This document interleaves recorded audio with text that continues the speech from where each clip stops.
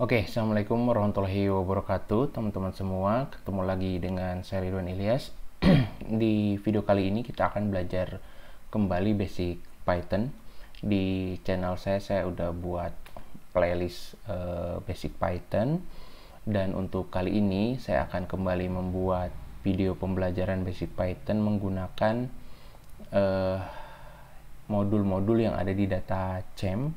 Data CHEM ini semacam LMS pembelajaran ya, seperti e-learning gitu ya. Di sana kita bisa belajar Python, bisa belajar R dan beberapa tools untuk data science. Jadi fokus di data CHEM ini untuk kita belajar data science. Dan di video kali ini kita akan belajar basic Python. Nanti video ini adalah video seri playlist basic Python yang ada di data CHEM. Itu ada 4 bagian untuk basic Python yang ada di data CHEM ini. Nanti videonya akan berseri kurang lebih 4 video saja ya, satu playlist. Nanti kalau banyak yang suka dengan video-video di data CHEM ini, kita akan lanjut lagi ke yang lebih advance gitu ya. Tentu saya hanya akan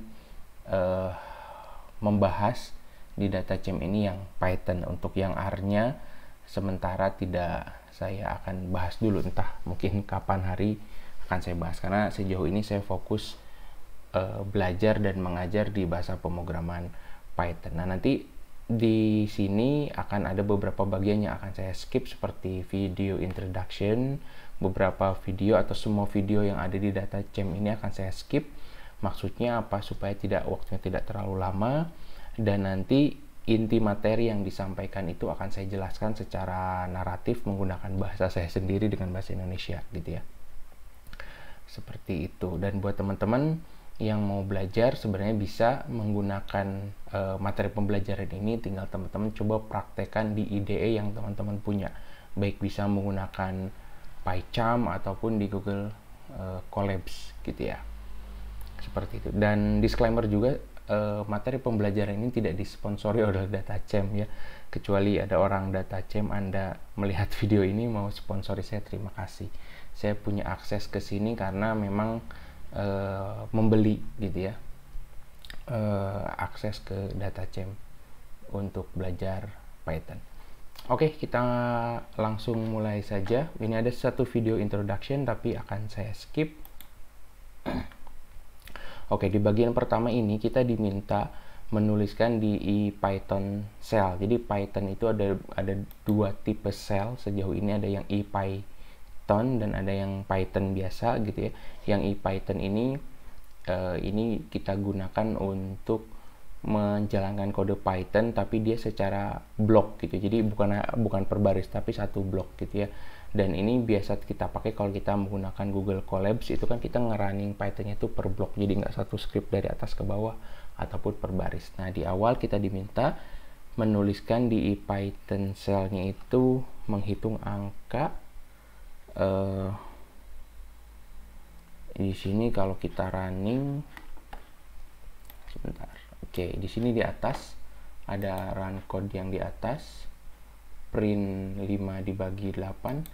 Lalu di sini kita juga bisa print 7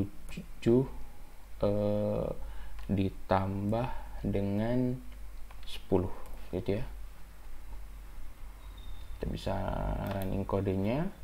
Lalu di Python shell-nya ini kita bisa tulis 5 bagi 8 dan juga 7 ditambah 10 ya. Jadi ini bagian Python shell-nya, yang ini script.py nya atau .python nya.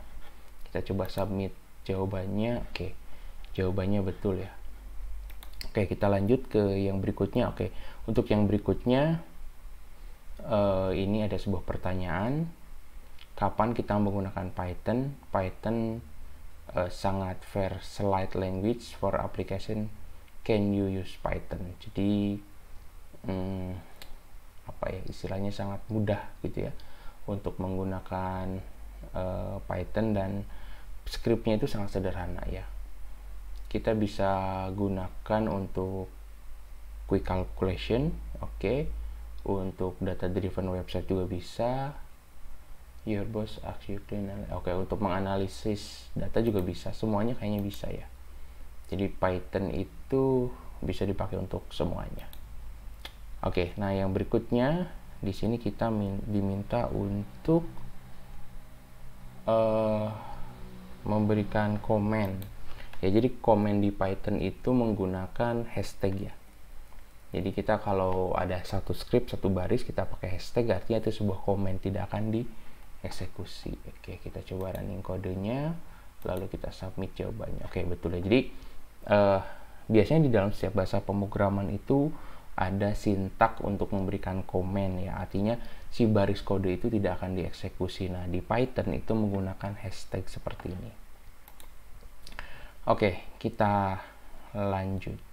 Nah, ini ada satu buah kasus kalkulator. Saya bacakan secara singkat aja, teman-teman bisa pause lalu bisa baca bahasa Inggrisnya. Saya mungkin tidak terlalu lancar menerjemahkan secara langsung, tapi secara pemahaman saya ngerti lah gitu ya. Ngerti. Oke. Jadi di Python itu kita bisa melakukan perkalian dengan tanda bintang atau eksponensial atau pangkat dengan tanda bintang 2 kali gitu ya. Lalu mod itu menghitung sisa bagi itu dengan persen gitu ya. Misalkan 8 dibagi 7 itu sisanya 4. 18 dibagi 7 itu sisanya 4 nih yang ini. Nah, seperti itu. Lalu tugasnya kita diminta menghitung di mana kita punya 100 dolar, lalu kemudian ada bunga 10%. Nah, setelah 1 tahun itu berarti uang yang kita punya itu 100 dikali 1,1 ya. Maka yang kita dapat ada 101 dolar. Nah, kalau 2 tahun 100 kali 1,1 kali 1,1 ini hasilnya. Nah, gimana kalau kita ingin menghitung 7 tahun? Berarti kita tulis di sini print 100 dikali, kita kurung buka 1,1, di sini dipangkatkan 7. Ya, karena kita menghitung 7 tahun. Bisa aja sih kita 1,1 kali 1,1 kali 1,1 terus gitu ya. Tapi itu kan nggak efisien kodenya. Makanya kalau ingin mengalihkan secara berulang berarti kita menggunakan pemangkatan ya. Di sini 100 kali 1,1 pangkat 7. Kita running dulu. Oke, di sini ada yang salah. Nah, ini salah ya, kali ya. Ini harusnya bintang. Oke, jadi 100 kali ini menggunakan tanda bintang. Nah, sedikit saya akan jelaskan gitu ya. Jadi di bahasa pemrograman umumnya untuk proses kalkulasi itu sebenarnya sebagaimana yang kita pahami di pelajaran matematika gitu. Kalau tambah ya pakai simbol tambah, kalau kurang pakai simbol kurang. Nah, karena X itu biasa dipakai untuk sebagai karakter, maka biasanya untuk perkalian itu dengan tanda bintang gitu. Kalau pembagian ya pembagi ya garis miring, lalu persen itu untuk menghitung mod ya, mod itu sisa bagi. Jadi kenapa di sini di Python perkaliannya itu pakai tanda bintang gitu ya, karena supaya tidak tertukar dengan simbol X yang ada di keyboard. Tentu kalau kita nulis kali kan ya pakai X gitu ya. Oke, kita running di sini, kita submit jawabannya. Oke, udah betul. Oke, kita lanjut. Di sini sudah selesai tadi basic Python. Kita coba lihat course-nya. Ini masih ada yang harus kita teruskan. Oke. Nah, selanjutnya kita akan belajar tentang variabel. Jadi kalau tadi kita menghitung angka, itu langsung kita kita tampilkan hasilnya si angka tersebut. Nah, dalam konsep pemrograman ada namanya variabel dan tipe data. Variabel itu adalah satu buah karakter ya. Intinya itu dia itu kan karakter ya. Kita bisa menuliskan variabel apapun juga, bisa X, bisa Y, bisa Z, bisa aku, bisa kamu gitu. Itu kan sebuah variabel ya. Bisa karakter atau susunan karakter di mana dia itu menambung sebuah nilai. Jadi variabel itu tempat menambung sebuah nilai. Nah, sebuah variabel itu punya tipenya. Nah, tipe itu bergantung variabel apa yang disimpan. Kalau dia bilangan bulat, maka variabel yang disimpannya itu tipenya adalah integer. Kalau dia bilangan real gitu ya, berarti dia tipenya float ya, floating point. Kalau dia adalah karakter, maka char. Kalau dia kumpulan karakter, misalkan kata ataupun kalimat, berarti dia adalah string. Itu adalah basic dari tipe data. Jadi variabel itu tempat menampung nilai dan setiap variabel itu punya tipenya. Nah, seperti itu. Oke, kita lanjut. Nah, di sini ya di video pertama ini kita diminta membuat sebuah variabel yaitu adalah x ini sama dengan 5. Jadi x ini adalah variabel, 5 itu adalah nilai, gitu ya. Nah, lalu ini contohnya x sama dengan 5, tapi di sini tugasnya kita harus punya variabel namanya savings. Savings sama dengan 100. Nah, lalu di bagian bawah ini kita harus print savings. Oke, ini salah ya. Nah, di sini di sini variabelnya adalah savings ya, 100. Tadi mungkin melanjutkan dari yang tadi ya, uang yang kita punya yang kita taruh di bank.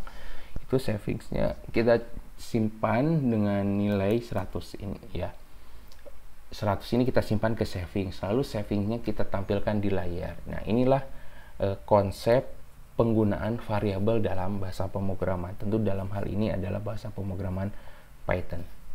Nah, dalam bahasa pemrograman Python sedikit aja, itu kita tidak perlu lebih dulu mendefinisikan si savings ini tipe datanya apa. Kalau kita belajar Java misalkan, itu kita harus mendefinisikan dulu si savings ini tipe datanya apa. Nah, kalau di Python itu kita bisa lebih singkat dengan cara langsung saja mengisi nilai variabel ini dengan sebuah nilai, entah itu angka ataupun huruf gitu ya.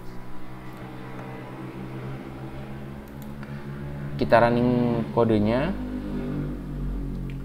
lalu kita submit jawabannya dan jawabannya betul. Oke, kita lanjut. Nah, yang berikutnya di sini kita diminta untuk membuat variabel namanya grow multiplier. Di sini growth multiplier ya, mungkin dibacanya multiplier sama dengan 1,1. Lalu di sini kita diminta mengkalkulasi hasilnya. Di sini result sama dengan jumlah uang yang kita simpan selama 7 tahun yang tadi ya. Jadi sini savings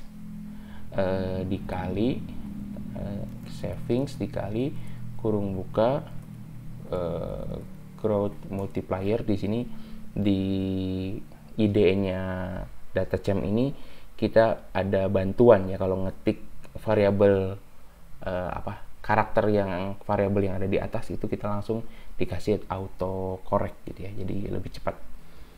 Lalu di sini kita pangkatkan 7 ya, karena kita mau menghitung selama 7 tahun. Lalu di sini kita print resultnya. Oke, kita running kodenya.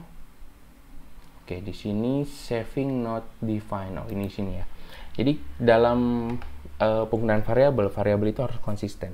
Dalam Python itu huruf besar dan huruf kecil itu dianggap berbeda gitu ya. Tadi di atas saya tulisnya savings pakai S, di bawah tanpa S, ya salah gitu hasilnya.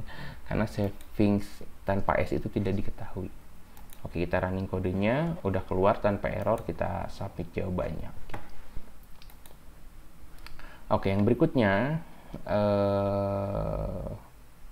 di sini kita diminta untuk membuat tipe variabel yang lain gitu ya. Kalau tadi itu kan kita menggunakan variabel yang isinya itu atau nilainya itu angka. Tadi savings itu bilangan bulat, lalu growth multiplier itu bilangan real ya, 1,1, atau dalam bahasa pemrograman itu floating point gitu ya. Nah, di sini kita diminta untuk menuliskan variabel yang tipenya lain. Yang pertama itu ada variabel dash ya, dash ini mungkin deskripsi.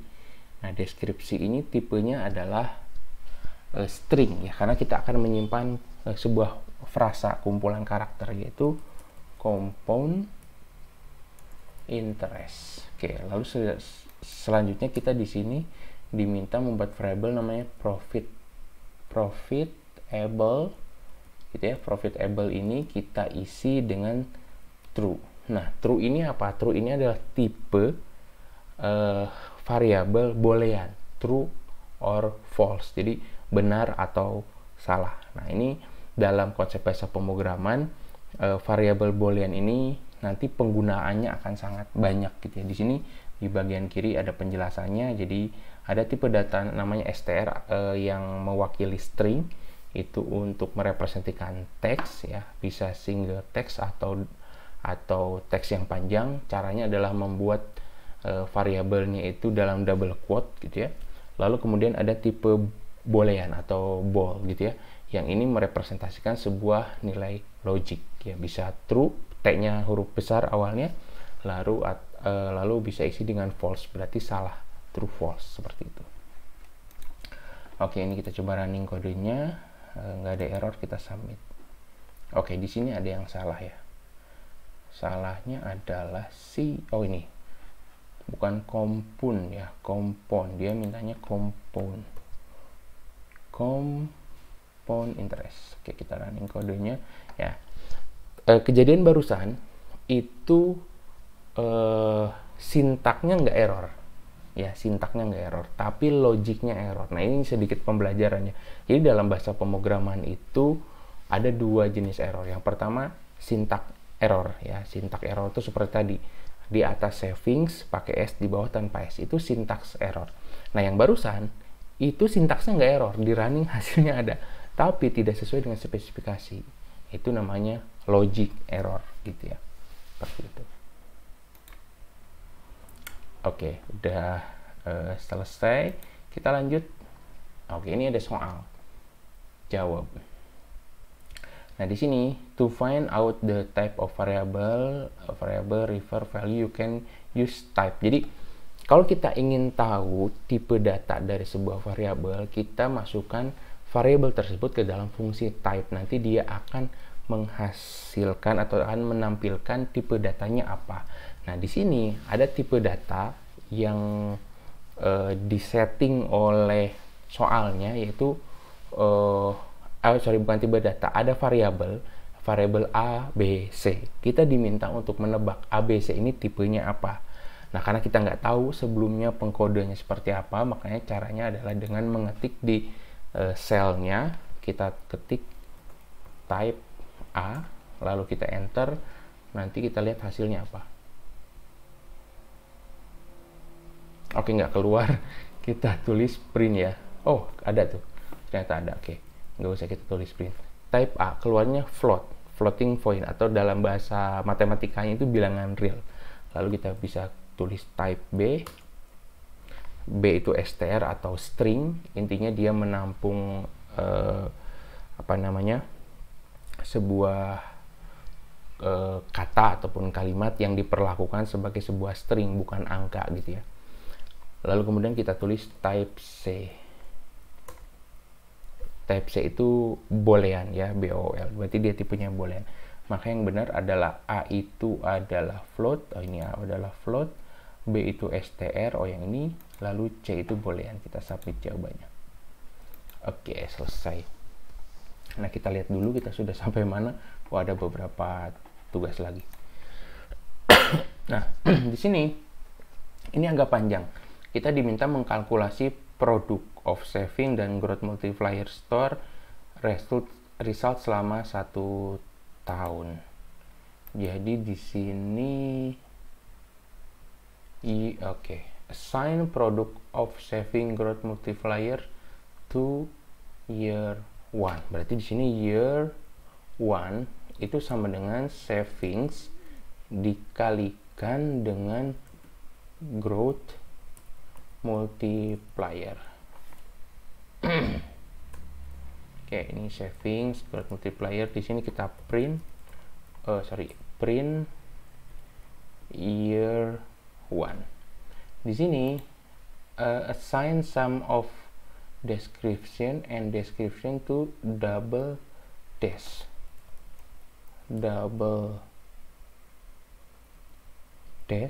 Ini sama dengan dash ditambah dash. Oke, kita ikuti dulu ya. Ini dash ditambah dash. Lalu kemudian di sini kita print double dash. Oke. Calculate the sum of dash and dash. Oke, ini double dash. Oke, ini double dash. Oke, coba kita running kodenya. Oke, name, oh ini down ya, ini syntax error ya, double dash. Kita running lagi. Oke, kita submit. Oke, di sini ada yang salah. Oh, diminta menuliskan tipenya ya, diminta menuliskan tipenya, berarti ini type year 1.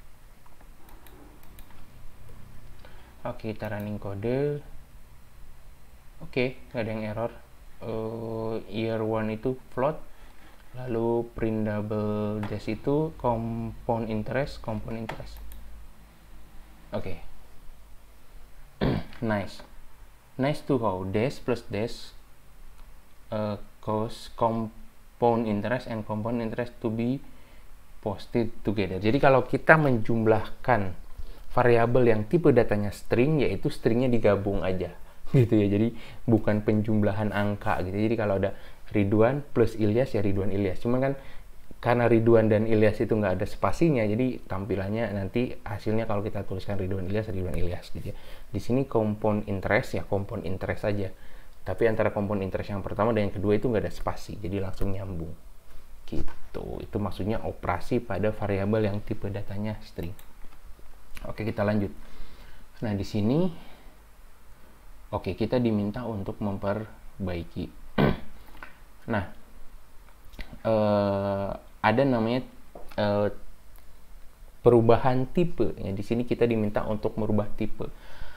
Nah, di sini didefinisikan savings itu 100, result itu 100 kali 1,1 dipangkatkan dengan 7 yang tadi kita kerjakan gitu ya. Nah, di sini kita diminta melakukan print out.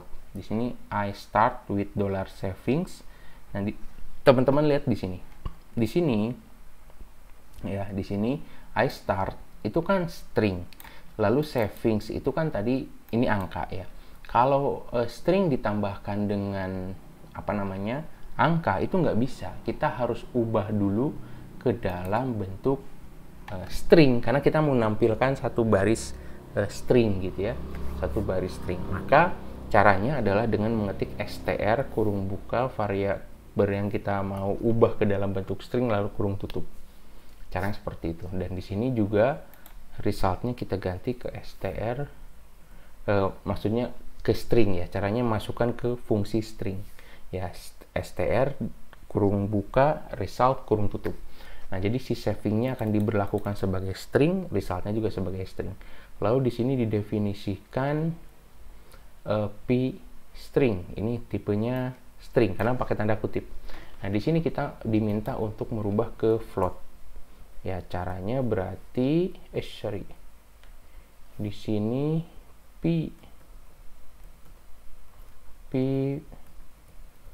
float float itu sama dengan float kurung buka p string kurung tutup. Nah, kalau di bagian atas itu kita diminta merubah tipe data bilangan bulat savings atau integer itu ke dalam string. Lalu result yang itu floating point ya, karena 100 kali 1,1 kali dipangkatkan 7 itu hasilnya pasti floating karena ada di situ ada 1,1, itu kita ubah ke dalam bentuk string ya, dengan cara memasukkan setiap variabel itu ke dalam fungsi str. Nah, kalau kita ingin mengubah dari string ke angka, ya angkanya mau tipe datanya apa? Karena di sini kita diminta menjadikan tipe data string ke dalam bentuk floating point, maka kita masukkan ke dalam fungsi float ya. Kita running kodenya, kita submit jawabannya. Oke, udah selesai gitu ya. Oke, di sini ada pertanyaan. Now that you know something more about combining different source information, have a look for Python expression below. Which one this will throw an error? You can always copy paste this code to Python shell to find out. Kita diminta untuk mencari mana yang kira-kira akan salah. Caranya kita copas, kita paste ke sini, kita enter. Oke, ini nggak ada masalah. Kita copy yang ini, kita paste ke sini. Oke, ini nggak ada masalah. Kita copy yang ini, kita paste ke sini. Oh, ini ada error ya. Kenapa ada error di sini plus 2 nih? Ada plus 2 di sini. Tapi kita coba dulu yang bawah, true plus false. Kita enter 1 ya. Ini nanti kita akan bahas sebenarnya true plus false ini. Teman-teman kalau di kuliah itu belajar tentang logika ya, konsep logika. True ditambahkan dengan false berarti menggunakan fungsi OR ya. True or false. True or false itu berarti true atau 1 gitu ya. Oke, jadi yang menghasilkan error adalah yang ini. Kita submit answer. Oke, kita selesai. Nah, ada iklan. Oke, kita lanjut. Oke, kita udah selesai di basic Python chapter yang pertama. Kita coba lihat di sini kita udah selesai di chapter yang pertama. Selanjutnya ini chapter pertama udah selesai. Ini udah 100%. Nanti kita akan masuk ke chapter yang kedua, itu Python list, dan itu akan kita pelajari di video selanjutnya. Nah, untuk video pertama ini di chapter yang pertama basic Python di data champ udah selesai. Selamat belajar dan mencoba di rumah apa yang sudah tadi saya coba jalankan, terutama teman-teman yang baru belajar bahasa pemrograman Python atau yang mengulangi belajar bahasa pemrograman Python untuk nanti goalsnya adalah mendalami data science. Oke, sampai ketemu di video selanjutnya. Saya Ridwan Ilyas. Assalamualaikum warahmatullahi wabarakatuh.